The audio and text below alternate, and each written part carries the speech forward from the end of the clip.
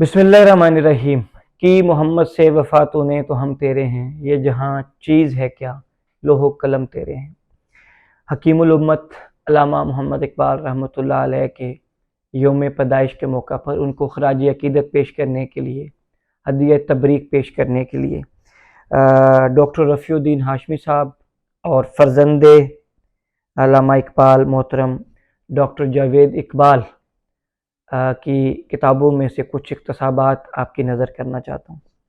अल्लामा मोहम्मद इकबाल जब यूरोप से वापस तशरीफ़ लाए तो 1914 तक उनका ज़्यादा जो वक़्त था वो फ़िक्र मुआश में गुज़रा और वो वकालत में मशगूल रहे, वकालत करते थे। इस दौरान भी उन्होंने तकरीबन 40 के करीब मार्का आरा नज़में लिखी, जिनमें शिकवा जवाब शिकवा, शम्मा और शायर,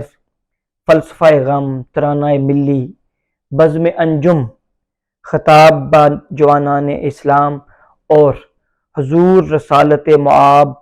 सल्लल्लाहु अलैहि वसल्लम शामिल है। ये जो आखिरी नज़म है हुज़ूर रसालत मआब, इसका पस मंज़र ये है कि 1911 में इटली ने कुछ यूरोपी ममालिक के साथ मिलकर त्राबलस, जो लीबिया का दारुल हुकूमत है, और उस वक्त ये जो सल्तनत उस्मानिया के मातहत था त्राबलस, तो इटली ने कुछ यूरोपी ममालिक के साथ मिलकर हमला कर दिया और वहाँ पर बहुत तबाही मचाई और तुर्क मुसलमान और मुसलमान जो लीबिया के रहने वाले थे वो बड़ी तादाद में शहीद कर दिए गए। तो इस जुल्म के ऊपर जब ये ख़बर हिंदुस्तान में पहुँची तो जो मुसलमानान हिंद थे वो तड़प उठे और उनके अंदर गम और गुस्सा पाया जाता था। उन्होंने अपने उन मुसलमान भाइयों के साथ जो इनको त्राबलस में इटली ने यूरोपी ममालिक के साथ जारहियत की थी जो त्राबलस के ऊपर, और वो सल्तनत उस्मानिया का हिस्सा था त्राबलस, तो उस जारहियत के ख़िलाफ़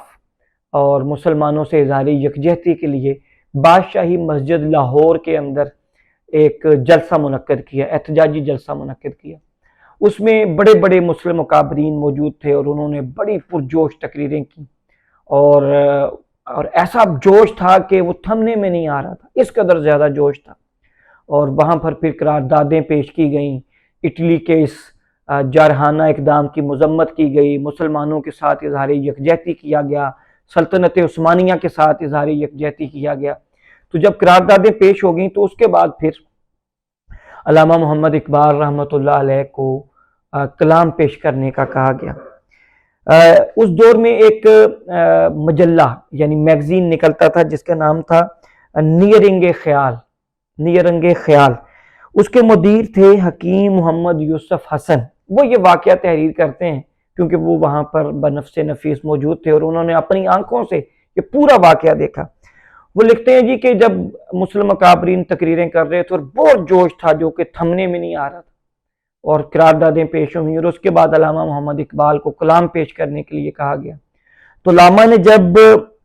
कलाम पेश करना शुरू किया तो वो जो पुरजोश मजमा था उस पर एक सुकूत तारी हो गया। उस वक्त फर्श पर एक सुई भी गिरती तो आवाज आती। अल्लामा की नज़म का मरकजी ख्याल ये था कि वो,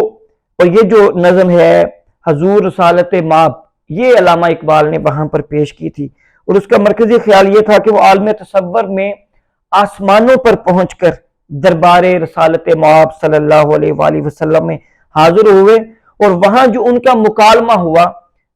उसका उन्होंने नज़म में अहवाल बयान कर दिया। वो फरमाते हैं कि ग्रां जो मुझ पर ये हंगामा ज़माना हुआ, जहां से बांध के रखते सफर रवाना हुआ, फरिश्ते बज़्म रसालत में ले गए मुझको, हजूर आया रहमत में ले गए मुझको। यानी इकबाल दुनिया से रुखसत होकर आलम ख्याल और तसव्वुर में दरबारे रसालत मआब में पहुंच जाते हैं। कहा हुजूर ने ए अंदलीबे बागे हजाज, कली कली है तेरी गरमइये नवा से गदाज, उड़ा जो पस्तिये दुनिया से तू सुए गर्दूं, सिखाई तुझको मलाइक ने रिफ़्फ़ते परवाज, निकल के बागे जहां से बरंगे बू आया, हमारे वास्ते क्या तोहफा लेके तू आया। इकबाल جواباً علامہ اقبال جواباً عرض کرتے ہیں آقا صلی اللہ علیہ وآلہ وسلم کی بارگاہ میں، حضور دہر میں آسودگی نہیں ملتی، تلاش جس کی ہے وہ زندگی نہیں ملتی، ہزاروں لالا و گل ہیں ریاض ہستی میں، وفا کی جس میں ہو بو وہ کلی نہیں ملتی۔ علامہ نے جب پوری دل سوزی اور سرشاری سے یہ شعر پڑھا، مگر میں نظر کو ایک آبگینہ لایا ہوں۔ آقا صلی اللہ علیہ وسلم کی بارگاہ میں علامہ اقبال پیش کرتے ہیں کہ مگر میں نظر کو ایک آبگینہ لایا ہوں، جو چیز اس میں ہے جنت میں بھی نہیں ملتی۔ تو جب علامہ اقبال نے یہ شعر پڑھا تو لوگوں میں جو تجسس تھا وہ انتہاؤں کو چھو گیا، اور وہ سوچنے لگے بھلا وہ کیا چیز ہوگی جو جنت کے اندر بھی نہیں ہے۔ اور اقبال جیسا مرد کلندر اور سچا عاشق رسول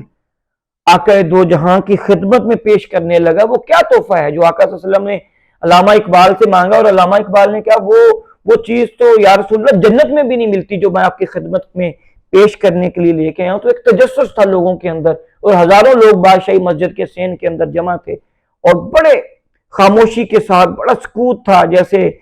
حکیم یوسف حسن صاحب لکھتے ہیں کہ سوئی بھی گرتی تو اس کی بھی آواز آتی۔ تو علامہ اقبال نے پھر یہ شعر پڑھا اور یہ آقا صلی اللہ علیہ وسلم کی بارگاہ میں یہ جو ہے ہدیہ اور تحفہ پیش کیا آقا صلی اللہ علیہ وسلم کی بارگاہ میں، اور آپ نے علامہ اقبال نے فرمایا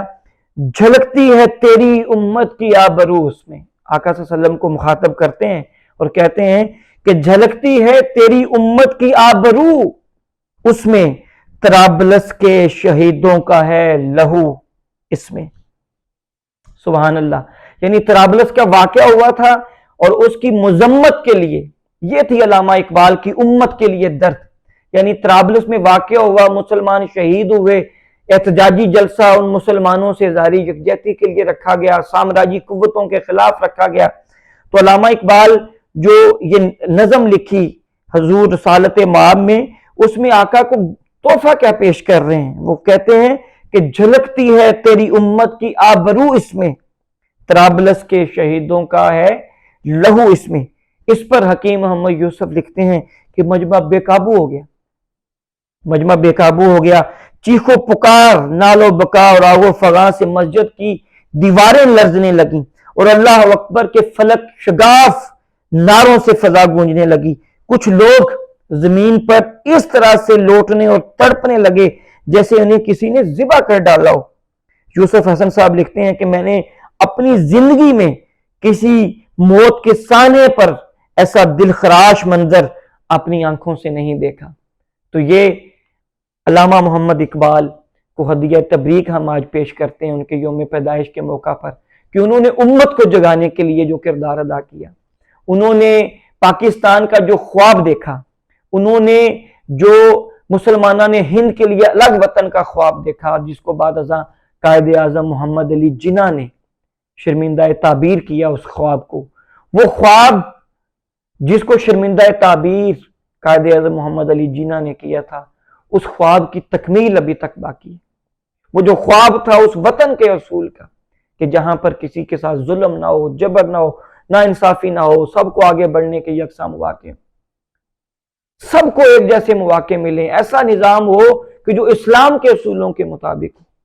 اور اسلام کے اصول بھی کون سے؟ جو آقا صلی اللہ علیہ وسلم نے خطبہ حجت الوداع کے موقع پر ارشاد فرمائے کہ آج تم پر دین اسلام مکمل کر دی، آج کے بعد کسی کو کسی پر برتری نہیں ہوگی رنگ، نسل، برادری، دولت کی وجہ سے، بلکہ برتری کا ایک معیار ہوگا، اور وہ معیار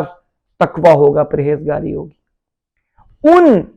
اس معیار کے مطابق آج ہم نے دیکھنا ہے کہ کیا ہمیں حکمران ویسے میسر ہیں کہ آج پاکستان کے اندر جو نظام چل رہا ہے، جو قانون ہے، جو نظام انصاف ہے، جو پورا سسٹم ہے پاکستان کا، کیا یہ علامہ اقبال کے خواب کے مطابق ہے؟ اگر تو ان کے خواب کے مطابق ہے تو ٹھیک، اور اگر ان کے خواب کے مطابق نہیں ہے تو ہم سب کی ذمہ داری ہے کہ علامہ اقبال کے خواب کے اصول کے لیے ہم سب اپنا کردار ادا کریں۔ اللہ اور اس کا رسول ہم سب کا حامی و ناصر ہو۔ شکریہ۔